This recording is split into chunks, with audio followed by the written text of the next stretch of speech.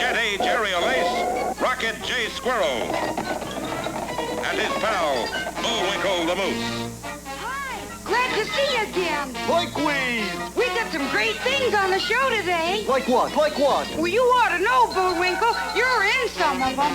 Well, let's get started. Brought to you by Big G Cereals of General Mills, makers of the best of everything. Find them in the Goodness Pack.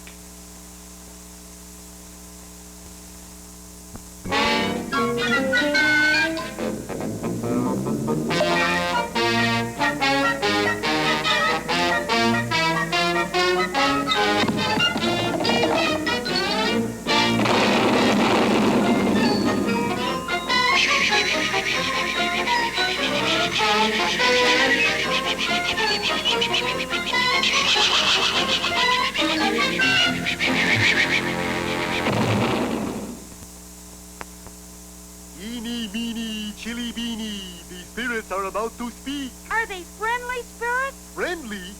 Just listen.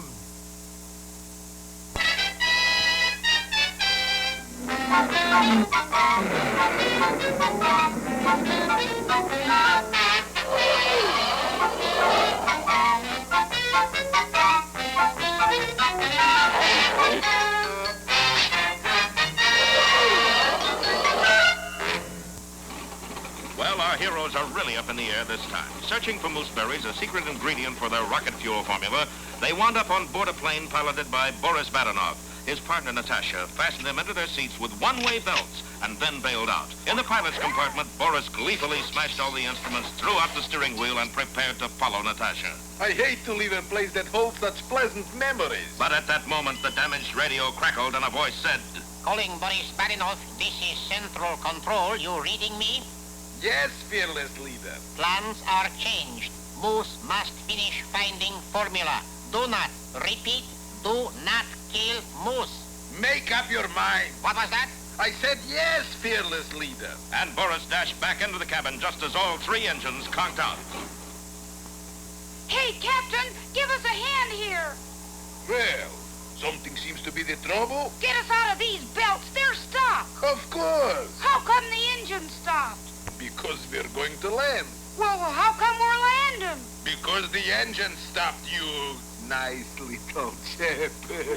We better jump for it. Right, Rocky, let's go. Wait! No, Bullwinkle, I can glide down, but you need a parachute. I knew I was forgetting something. Moose has got to be safe. Here, take mine. Wouldn't think of it. Take it. I insist. Well, thanks. Come on, Bullwinkle. You're sure you don't need it? No, we got lots of others that I just threw overboard. Oh, Boris, why didn't you become violinist like Ma wanted? And while our heroes floated earthward, the plane bearing Boris sank lower and lower.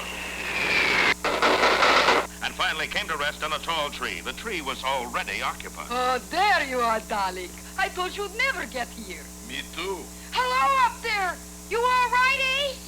Certainly, we always land this way. It saves wear and tear on the wheels. A short time later, after our boys had rescued the two spies from their precarious perch, Ace, I think you and Miss Callahan better head back for town while Bullwinkle and I push on to... To where? Never mind. He's just a little too curious to suit me, Bullwinkle. Curious? He's downright odd. Quickly, Natasha, we must follow them. and the two spies began trailing our boys through the woods. Let's see now. As I remember, Mooseberry Island is right this way. Yup, there it is. But look! Well, this was a fine Harvey Bend. Mooseberry Island was surrounded by barbed wire and warning signs. Keep out Mooseberry Blight. Quarantine.